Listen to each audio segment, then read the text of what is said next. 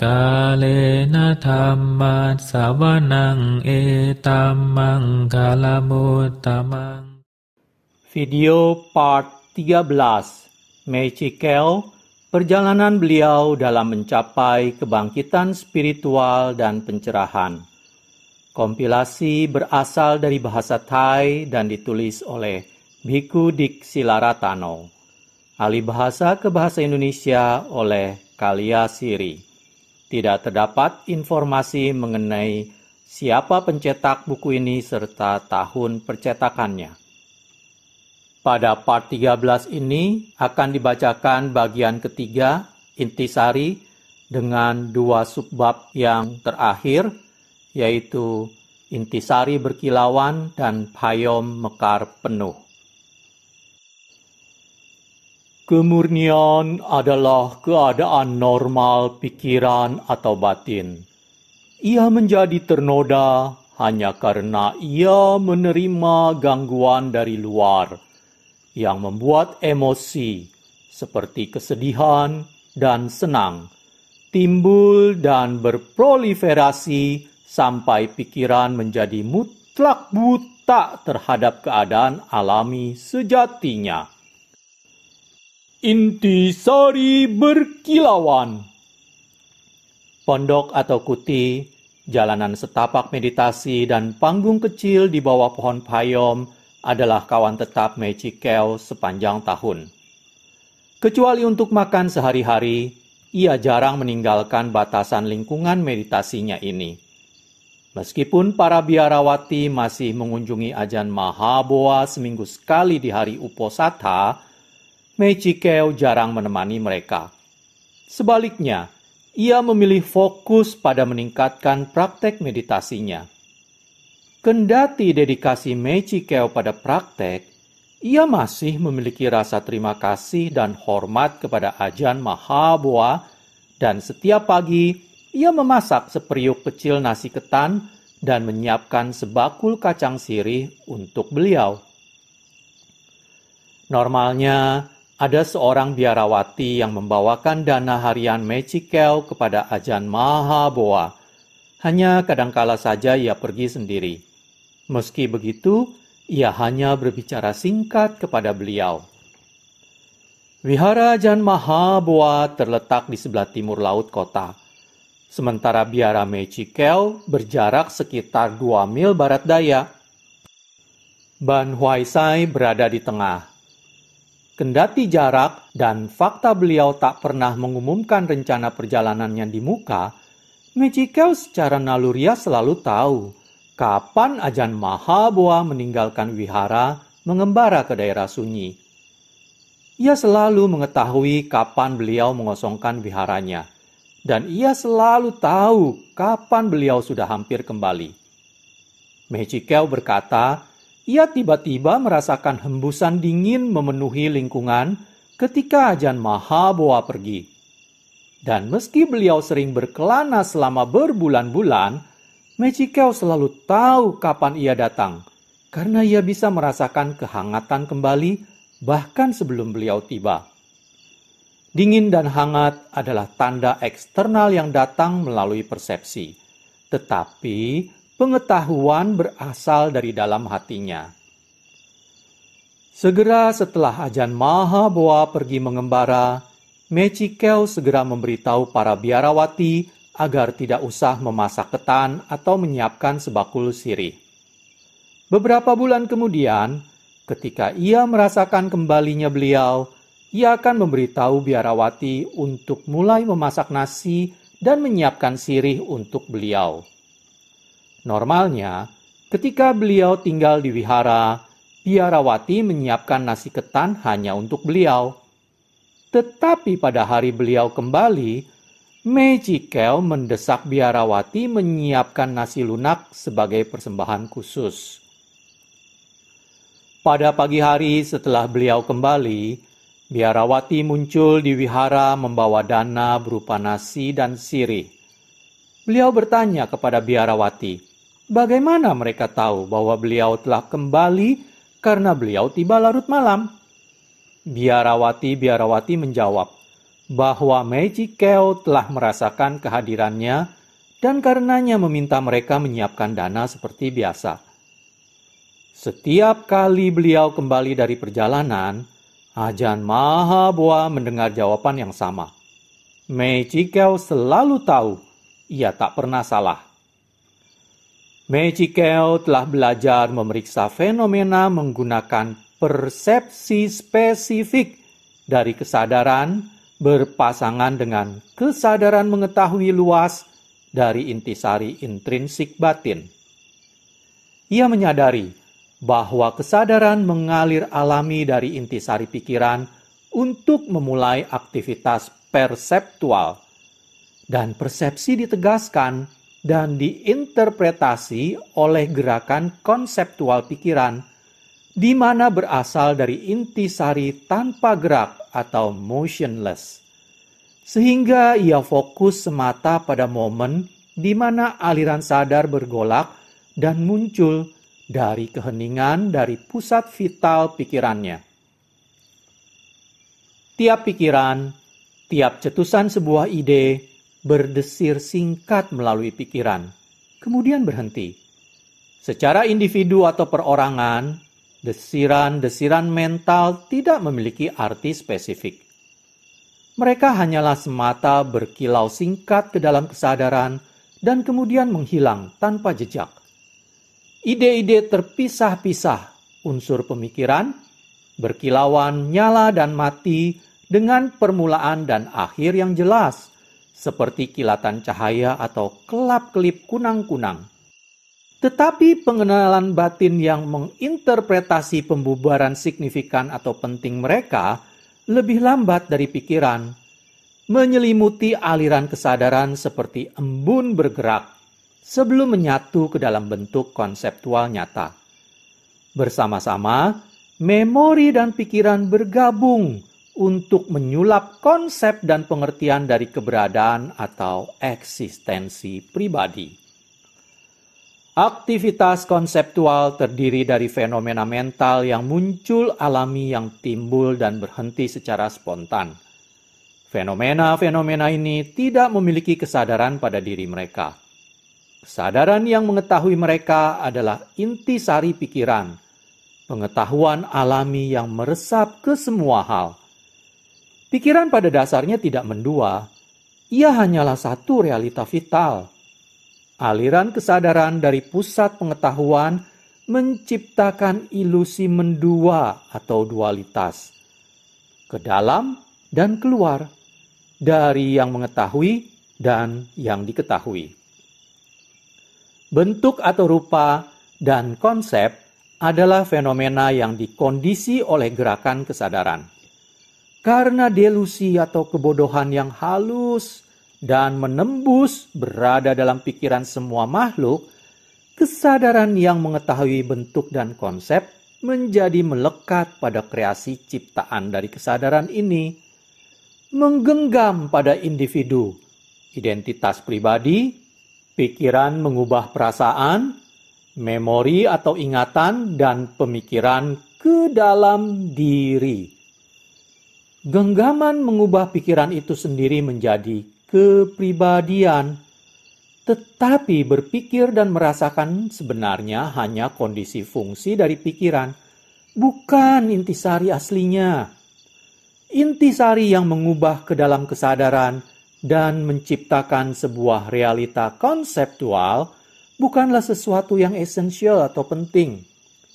Dan realita konseptual dari diri adalah objek yang kemelekatan yang bercokol dalam. Meijikel menyadari bahwa pikiran sejatinya tidak berbentuk dan membentuk bukan konsepsi.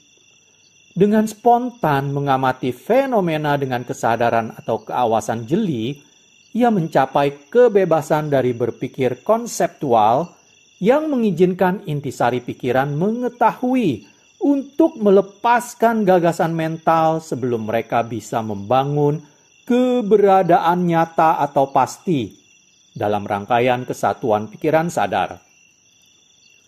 Sebelum sebuah bentuk pikiran tertentu atau ekspresi terbentuk sepenuhnya, Intisari mengetahui melepas segalanya, menyebabkan formasi batin mengurai menjadi bukan apa-apa atau siapa-siapa. Akhirnya, sifat melepas intisari pikiran sejati meliputi semuanya, sehingga sekumpulan ekspresi kesadaran gagal mengambil alih atau kendali dan mengurai sebelum kekuatan potennya tetap ada. Pada tingkat itu, pikiran Mechikel menyerupai ajang tempur di mana kekuatan atau pasukan tentara dari eksistensi sadar mengadu kekuatan melawan semua intisari yang mencakup meliputi semua hal, tetapi tidak menguasai apa-apa. Dengan kekosongan mendalam terus-menerus melarutkan rupa yang tak terhitung dari eksistensi kemunculannya. Intisari pikiran yang mengetahui meraih kekuasaan, meningkat dalam kecerahan dan kesucian atau kemurnian. Ketika wawasan pemahaman menembus sifat pura-pura atau menyesatkan dari fenomena batin, intisari mengetahui melepas semua konsep, benar-benar mengenali bahwa mereka semata-mata desiran atau riak di dalam pikiran dan tidak memiliki substansi real. Tak peduli bagaimana mereka tampil dalam batin, mereka hanyalah bentuk-bentuk berkondisi. Pemufakatan dari pikiran yang betul-betul lenyap ke dalam kekosongan. Tak ada pengecualian. Meditasi Mechikel menghancurkan pola batin yang selama ini mendominasi keberadaan samsara beribu-ribu tahun. Tidak sebuah pikiran tunggal yang berusaha timbul atau terbentuk menunjukkan bahwa kesadaran spontan sejati telah lahir. Pengamatan pikiran spontan adalah murni. Perhatian tidak larut, yang asli memimpin ke pemahaman tembus dan jernih. Ketika pikiran mengerti jelas dengan naluriah kebijaksanaan bahwa tak ada diri dapat ditemukan dalam fenomena mental, pembebasan kemelekatan muncul sekehendaknya sendiri. Dengan fokus pikiran bertambah sempit, arus yang dikirim keluar oleh pikiran bertambah pendek dan lebih terbatas. Mechikel telah menyelidiki dan mengerti fenomena konseptual sepenuhnya, sehingga intisari yang jernih, terang bercahaya, tidak lagi membuat kontak sadar lagi dengan mereka. Pikiran dan imajinasi dalam batin telah tiba di perhentian komplit. Sifat mengetahui esensial menonjol sendirian pada dirinya sendiri. Kecuali kesadaran yang luar biasa halus, sebuah kesadaran yang meresap ke seluruh kosmos, mutlak tak ada yang muncul. Pikiran melewati kondisi waktu dan ruang. Intisari bercahaya makhluk rupanya tanpa batas, tetapi kosong menakjubkan, meresapi semua hal seluruh alam semesta. Semua hal tampaknya diisi oleh kualitas mengetahui yang halus, seolah tak ada lagi yang eksis. Membersihkan semua benda yang mengabutkan dan mengaburkan atau menggelapkan. Semua intisari yang meliputi. Pikirannya menguak kekuatan atau daya sejatinya. Ketika semua cabang delusi atau kebodohan telah lengkap dipotong, pikirannya menyatu ke dalam inti atau nukleus dari keluhuran Maha Mulia, bersinar-sinar terang begitu agung dan mempesona, sehingga Mechikel merasa yakin itu adalah pertanda akhir dari semua penderitaan, bahwa ia telah berjuang untuk mencapainya. Telah melenyapkan semua kemelekatan pada faktor-faktor identitas pribadi. Sinar halus megah pada pusat pikiran menjadi fokus tunggal yang masih tersisa. Titik vokal kesadarannya begitu amat lembut dan murni, sehingga tidak bisa dijabarkan. dan mengeluarkan kebahagiaan yang belum pernah terjadi sebelumnya dan menakjubkan, seolah-olah seluruhnya melebihi alam fenomena berkondisi. Batin berkilau mengeluarkan rasa kekuasaan kuat dan kekebalan. Tak ada yang mampu mempengaruhinya. Mechikeu kini yakin bahwa akhirnya ia telah mencapai tujuan penghabisan, yakni Nibbana. Melihat delusi dengan jelas dalam kilau cahaya pemahaman, kita menjadi jenuh dengan kemelekatan pada masa penderitaan dan melonggarkan genggaman kita. Pada momen kesejukan itu, api dalam hati kita mereda dan bebas dari penderitaan, timbul alamiah atas kehendaknya sendiri. Payom mekar sepenuhnya. Pada pertengahan bulan Oktober 1952, pohon payom mekar berseri. Duduk di bawahnya di suatu sore, batinnya terapung dalam kemegahan. Mechikeu merasa waktunya tepat untuk mengabarkan Ajahn Mahaboa tentang mahkota pencapaiannya. Beliau, bagaimanapun juga, adalah inspirasi yang telah menuntunnya ke batin bersinar yang amat agung ini. Kini saatnya ia membalas budi atas keyakinan beliau kepada dirinya dengan buah kemenangannya. Karena hari itu adalah hari Uposatha, ia pergi mengunjungi beliau di larut senja. Ia meninggalkan biara bersama beberapa biarawati sebagai pendamping. Berjalan bersama melalui lapangan yang mengelilingi desa sampai mereka mencapai sisi lain. Dari sana, mereka mulai mendaki tebing yang curam ke gua gunung Ajahn Mahaboa. Melihat Ajahn Mahaboa duduk di jalan masuk gua, Mechikeu namaskara di hadapan gurunya. Menunjukkan ketaatan dan bertukar sapa dengan beliau. Kemudian ia bersujud, merangkapkan telapak tangannya, dan mohon izin untuk bicara. Ia bicara tentang kemajuan di tahun yang telah lewat, menceritakan dengan teliti detil dari tingkatan dari pengalamannya secara berurutan, dan menyimpulkan dengan auman singa. Kekosongan pikiran bersinar yang meresapi seluruh kosmos dan melewati semua kondisi.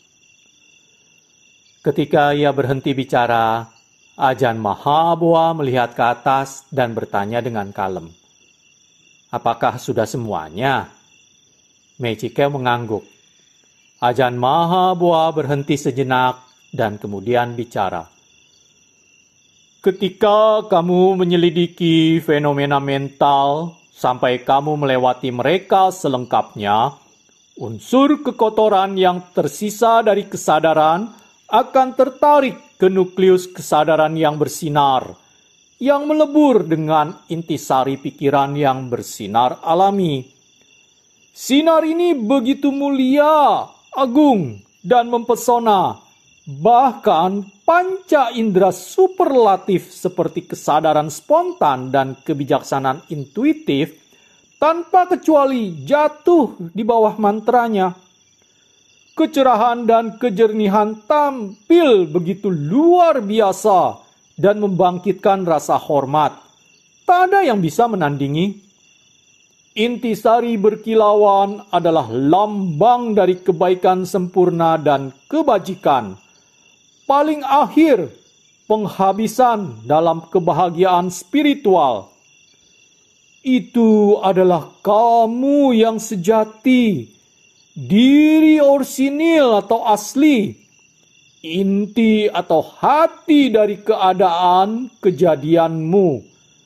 Tetapi diri sejati ini juga merupakan sumber fundamental dari semua kemelekatan untuk menjadi dan mewujud. Akhirnya, Ini adalah kemelekatan pada daya pikat dari sinar primordial atau purba pikiran yang menyebabkan makhluk hidup mengembara tak menentu melalui dunia perwujudan dan berhenti, terus menggenggam kelahiran dan menderita kematian. Sebab fundamental kemelekatan adalah paling delusi tentang diri kamu yang sejati. Delusi bertanggung jawab atas semua kekotoran unsur kesadaran, dan kesempatan atau ikhtiar lepas adalah momentum aktivitas sadar tanpa henti. Dalam bidang ini, delusi adalah penguasa tertinggi. Tetapi begitu perhatian dan kebijaksanaan cukup ahli mengeliminasi aktivitas sadar dan karenanya dekat pada jalan keluar atau saluran keluar ini, delusi yang diciptakan oleh aliran fenomena mental berhenti. Memutuskan semua aliran keluar eksternalnya mengakibatkan delusi tak ada ruang untuk bermanuver atau bersiasat di dalam pikiran. Memaksanya untuk bergabung dengan nukleus bersinar, di mana semua pengetahuan mengalir. Pusat dari pengetahuan itu tampil sebagai kekosongan berkilauan yang sungguh meliputi, menguasai, dan menakjubkan. Tetapi kekosongan bersinar berkilauan jangan dikira sebagai kesucian kosong dari nibbana. Keduanya berbeda, ibarat malam dan siang. Pikiran bersinar adalah pikiran asli dari siklus terus-menerus perwujudan. Tetapi ia bukan intisari pikiran yang sepenuhnya murni dan bebas dari kelahiran dan kematian. Sinar cahaya adalah amat halus. Kondisi alami yang bersinar terang, seragam dan jelas membuat penampilan atau kelihatan kosong. Ini adalah sifat tulenmu melewati nama dan rupa. Tetapi ini belum nibbana. Itu adalah paling substansi dari pikiran yang telah dibersihkan dengan baik sampai ke titik di mana mempesona dan agung mulia dari kualitas mengetahui adalah figurnya yang paling menonjol. Ketika pikiran akhirnya melepaskan semua kemelekatan pada rupa dan konsep, intisari yang mengetahui mengambil bentuk sebagai kualitas yang amat sangat halus. Itu atau intisari telah melepas semuanya, kecuali dirinya sendiri. Itu tetap diresapi oleh delusi fundamental tentang sifat sejati dirinya. Karena itu, intisari bersinar telah berubah menjadi bentuk halus dari diri tanpa kau sadari. Engkau akhirnya percaya bahwa perasaan bahagia halus itu dan sinar gemerlap itu adalah intisari pikiran tak berkondisi. Tidak ingat pada delusi atau kebodohan engkau menerima pikiran mulia ini sebagai produk jadi. Engkau percaya itu adalah nibbana, kekosongan adi duniawi, kekosongan dari pikiran atau mutlak murni. Tetapi kekosongan, sinar, kejernihan, dan kebahagiaan, semua ini adalah kondisi-kondisi halus dari batin yang masih terikat delusi. Ketika kamu mengamati kekosongan ini dengan teliti, dengan perhatian tanpa henti, kamu akan mengamati bahwa itu tidaklah benar-benar seragam, juga tidak benar-benar konstan. Kekosongan yang dihasilkan oleh delusi primer adalah hasil dari kondisi halus. Kadangkala itu berubah sedikit, hanya sedikit, tetapi cukup bagimu untuk mengetahui apa apa yang sementara atau anicca. Variasi halus dapat dideteksi karena semua fenomena berkondisi, tak peduli betapa halus, cerah dan mulia tampaknya mereka, tetap saja manifestasi dari beberapa gejala-gejala tidak teratur. Jika itu adalah benar-benar nibbana, mengapa keadaan halus ini memamerkan beragam kondisi halus? Itu tidak konstan dan benar. Fokus pada pusat bersinar gemilau untuk melihat jelas bahwa sinar gemilang memiliki karakteristik yang sama, yakni anicca atau tidak permanen, tak sempurna dan tak esensial atau penting, seperti fenomena lain yang telah kamu lewati. Perbedaannya, hanya sinar ini jauh lebih halus dan bagus. Coba bayangkan dirimu berdiri di dalam kamar kosong. Engkau melihat ke sekeliling dan melihat hanya ruangan kosong di mana-mana. Mutlak tak ada yang menghuni ruang itu, kecuali engkau. Berdiri di tengah kamar, mengagumi kekosongannya, engkau lupa akan dirimu. Engkau lupa bahwa engkau menghuni di posisi pusat dari ruangan itu. Lalu bagaimana ruangan bisa kosong? Selama seseorang tetap berada dalam kamar, itu bukan benar-benar kosong. Ketika akhirnya engkau menyadari bahwa ruangan tidak bisa benar-benar kosong, sampai engkau sendiri pergi. Itu adalah momen di mana delusi fundamental tentang dirimu yang sejati hancur. Dan batin murni, bebas delusi muncul. Begitu pikiran telah melepaskan fenomena setiap jenis, pikiran kelihatan teramat kosong. Tetapi seseorang yang mengagumi kekosongan, orang yang terpesona oleh kekosongan adalah orang yang masih bertahan. Diri sebagai titik referensi, di mana ini adalah intisari dari semua pengetahuan palsu, tetap menyatu ke dalam intisari pikiran yang mengetahui. Perspektif diri adalah delusi primer.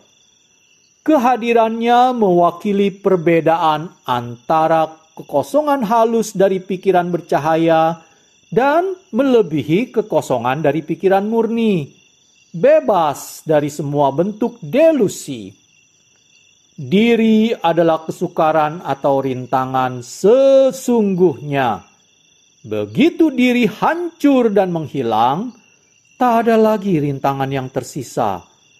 Yang melebihi atau adi kekosongan ini akan tampil.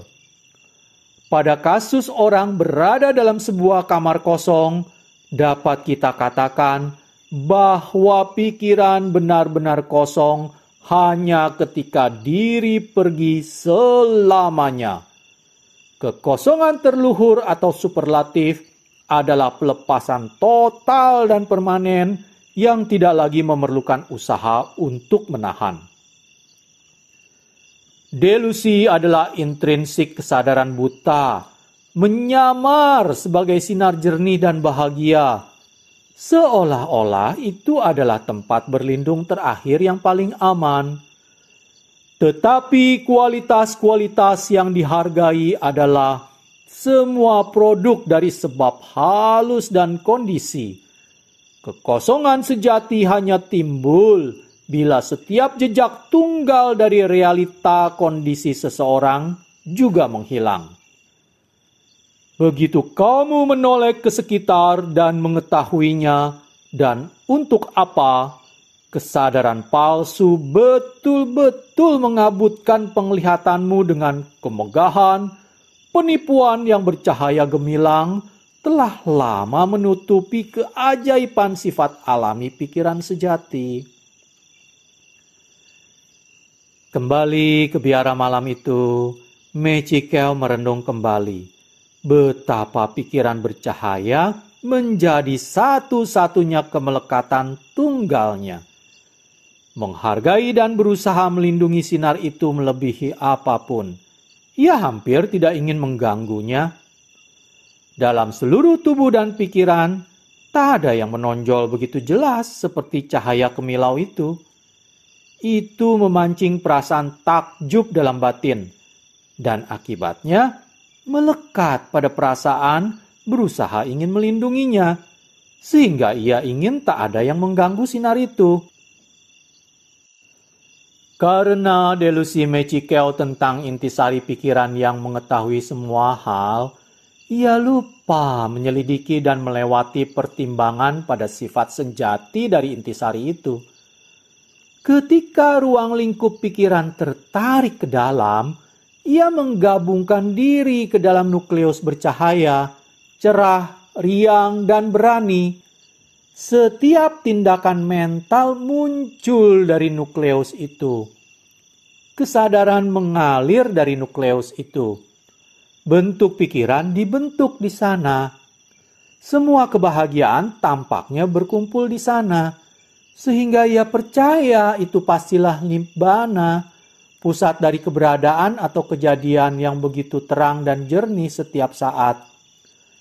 Tetapi ia kini menyadari bahwa itu sebenarnya nukleus atau inti asal mula dari penderitaan. Tanpa takut dan tak tergoyahkan, Mechikeu mulai untuk memeriksa pikiran yang bersinar luar biasa dengan sangat cermat dan teliti, mencari tanda dari ketidaksempurnaan. Pikiran bersinar-sinar pada mulanya tampaknya tanpa celah, tak merasa terganggu atau gelisah, dan amat murni. Tetapi ketika ia melihat kepadanya lebih lekat, ia mulai memperhatikan sebuah kepudaran yang setara halusnya sesekali muncul untuk menodai sinar itu. Intisari pengetahuan sejernih kristal. Ketidakberaturan ini menyebabkan kehalusan yang setara membentuk ketidakpuasan dan ketidakpastian menyelinap masuk. Menit fluktuasi yang ia amati menyibak varians dan sudah cukup membuatnya curiga dan mendorongnya untuk lebih gigih, lebih tekun. Akhirnya, ia menjadi begitu larut mengiringi fluktuasi itu sehingga ia kehilangan semua sensasi waktu. Ia sama sekali lupa akan waktu dari hari, waktu untuk tidur, dan bahkan lupa betapa lelahnya ia. Tanpa henti, ia meneruskan penyelidikan berhari-hari tanpa akhir, memperhatikan inkonsistensi yang paling sedikit begitu mereka timbul. Sampai semua kepastian tentang kesadaran bercahaya terkikis dan menghilang. Dengan terbitnya cahaya fajar pertama di tanggal 1 bulan November 1952, Mechikeu merasa tubuhnya letih. Dengan kesadaran sempurna, ia telah berjalan kaki telanjang pada jalan meditasi selama berjam-jam. Ia memutuskan beristirahat sejenak sebelum pergi ke dapur menyiapkan makanan untuk Bhikkhu Pindapatta. Ketika sinar jernih pertama fajar menyinari puncak tertinggi dedaunan pohon payom, memandikan bunga-bunga kuning dalam pijaran halus dari kebangkitan yang akan segera tiba. Ia berjalan perlahan ke podium bambu di bawah pohon, dan duduk tenang sempurna untuk waktu yang lama. Momen mendalam, hening, ketenangan tanpa fokus. Keteduhan memanjang mengakibatkan tak ada gerak ke depan, tak ada gerak ke belakang, dan tak ada yang duduk tak bergeming. Kemudian, sadar tetapi mengetahui tak ada yang khusus, menggantung dalam kekosongan, Sinar sejernih kristal dari pikiran yang ia hargai begitu lama tiba-tiba berubah dan larut, membuka atau menguak sebuah kemurnian. Semua kehadiran mengetahui yang mengisi batin dan meliputi seluruh alam semesta. Yang Maha Tahu ada di mana-mana, tetapi tak ada yang dikenali. Tanpa karakteristik dan tanpa sumber, keluar bukan dari titik khusus. Mengetahui betul-betul kejadian spontan dari perluasan kosmik. Kesadaran bercahaya telah larut seketika, meninggalkan hanya kesucian pikiran dan kebebasan esensial dari dhamma murni. Pengetahuan mutlak tak berkondisi yang sama sekali melewati semua bentuk konsepsi manusia. Tubuh, pikiran, dan intisari semuanya adalah berbeda dan realita terpisah. Mutlak semuanya dikenali. Tanah, air, api, dan angin. Tubuh, perasaan, ingatan, bentuk pikiran dan kesadaran. Suara, penglihatan, penciuman, pengecapan, sentuh, dan emosi, kemarahan, ketamakan, dan delusi, kebodohan, semuanya diketahui. Saya mengetahui mereka semua sebab mereka eksis dalam keadaan alami mereka. Tetapi tak peduli berapa banyak saya mempertunjukkan kepada mereka, saya tak bisa mendeteksi segera ketika mereka masih memiliki kekuasaan atas hati saya. Mereka timbul, mereka berhenti, mereka selamanya berubah. Tetapi kehadiran kesadaran yang mengetahui mereka tak pernah berubah dalam sekejap. Ia selamanya tidak dilahirkan dan tidak mati. Inilah akhir dari semua penderitaan. Demikianlah saya akhiri video part 13 ini. Terima kasih. Kalena dhamma savanang etammang kalamutamang